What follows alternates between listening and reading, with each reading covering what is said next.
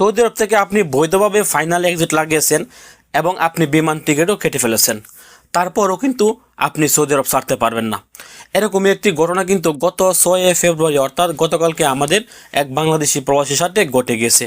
তার কফিল তাকে final exit দিয়েছেন এবং তার ইকামার মেয়াদ থাকা অবস্থায় তাকে ফাইনাল এক্সিট দিয়েছেন, এমনকি তাকে ফেব্রুয়ারি 25 তারিখে বিমানের টিকিটও কিন্তু কেটে দিয়েছেন। আপনারা এখানে স্পষ্ট দেখতে পাচ্ছেন, এখানে স্পষ্ট বলা আছে তার কফিল তাকে 6 ফেব্রুয়ারিতে ফাইনাল এক্সিট দিয়েছেন এবং তাকে ফেব্রুয়ারি মাসের 25 তারিখের বিমানের টিকিটও কিন্তু দিয়েছেন। আপনারা হয়তো স্ক্রিনে স্পষ্টভাবে দেখতে পাচ্ছেন।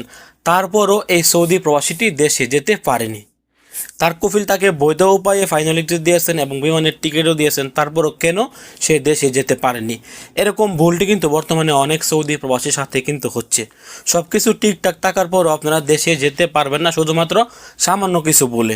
এই ভুলটি হতে পারে আপনার কিংবা আপনার কফিলের। এই প্রবাসী বাইটির কফিল ইকামার মেয়াদ একদিন থাকা অবস্থায় তাকে ফাইনাল এক্সিট দিয়েছেন এবং সে সৌদি আরব ছাড়ার জন্য মাত্র একদিনও কিন্তু সময় পায়নি, মাত্র 12 ঘন্টারও কম সময় কিন্তু সে পেয়েছে। সৌদি জাওজাতের নতুন আইনে স্পষ্ট বলা আছে, যদি কোনো কফিল তার কর্মীকে ফাইনাল এক্সিট দেয় তাহলে কমসে কম ইকামার মেয়াদ 1 মাস থাকতে হবে। এবং আমাদের কফিল কিংবা আমাদের কোম্পানিরা কিন্তু বিভিন্ন ফাঁক ফোকর খোঁজে মাসের পরেও কিন্তু আমাদেরকে ফাইনাল এক্সিট দিতে পারতেছেন। এবং আপনাকে যদি ফাইনাল এক্সিট দেয়, আপনার ইকামার মেয়াদ যদি 30 দিনের কম থাকে তাহলে কিন্তু আপনি এত দিনেরই মেয়াদ পাবেন। আগে আমাদের ইকামার মেয়াদ একদিন থাকা অবস্থায় আমাদের কফিল ফাইনাল এক্সিট দিলে কিন্তু আমরা সমান 60 দিনের মেয়াদ পেতাম। এখন যদি আপনার কফিল আপনার ইকামার মেয়াদ একদিন থাকা অবস্থায় আপনাকে ফাইনাল এক্সিট দেয় তাহলে আপনি কিন্তু সৌদি আরব ছাড়ার জন্য মাত্র একদিনই সময় পাবেন। আর এই প্রবাসী বাইটির সাথে ঠিক এই ভুলটি কিন্তু হয়েছে। তার ইকামার মেয়াদ শেষ 6 ফেব্রুয়ারি, দেখেন এখানে স্পষ্ট বলা আছে, এবং 6 ফেব্রুয়ারিতেই তার কফিল তাকে ফাইনাল এক্সিট দিয়েছেন। সে একদিনও কিন্তু সময় পায়নি সৌদি আরব ছাড়ার জন্য। সেও জানে না, তার কুফিলও কিন্তু জানে না। সৌদি জাওজাত এরকম নতুন নিয়ম করেছেন, আর এই না জানার কারণে কিন্তু তাদের মধ্যে এই সমস্যাটি সৃষ্টি হয়েছে। তার কফিল তাকে ইকামার মেয়াদ একদিন থাকা অবস্থায় এক্সিট লাগিয়ে দিয়ে তাকে কিন্তু টিকিটও কেটে দিয়েছেন। এখানে দেখেন স্পষ্ট বলা আছে যে 25 তারিখে তার বিমানের টিকিট ছিল, কিন্তু তাকে এক্সিট লাগিয়ে দিয়েছেন 6 ফেব্রুয়ারিতে, ফেব্রুয়ারি মাসের 6 তারিখে, এবং তার ইকামার মেয়াদটাও কিন্তু ফেব্রুয়ারি মাসের 6 তারিখে শেষ হয়ে গিয়েছিল। এই জন্য এই সৌদি প্রবাসীটি 12 ঘন্টাও সময় পায়নি সৌদি আরব ছাড়ার জন্য, এবং তার এক্সিটের মেয়াদ কিন্তু সে সমান একদিনও পায়নি, তার চেয়েও আরও কম পেয়েছে। এই ভুলটি কিন্তু অনেক সৌদি প্রবাসীর সাথে হচ্ছে।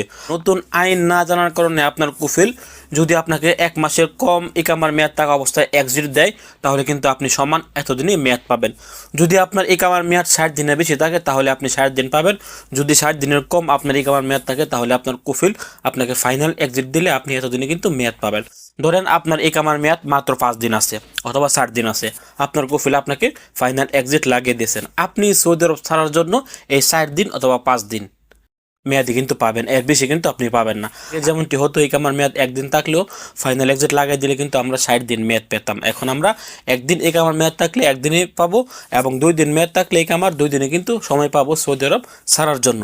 তো এই ভিডিওটি সর্বোচ্চ শেয়ার করবেন, আর যেন কোনো প্রবাসী এরকম ভুলের শিকার না হয়, আর যেন কোনো প্রবাসী টিকিট কেটে কিংবা এক্সিট লাগিয়ে তারা যেন এরকম ক্ষতির সম্মুখীন না হয়। ভিডিওটি সর্বোচ্চ শেয়ার করার অনুরোধ রইল। ভালো থাকুন, সুস্থ থাকুন। সৌদি আরবের সকল প্রকার আপডেট তথ্য পেতে দূরপ্রবাসের সঙ্গে থাকুন। আসসালামু আলাইকুম।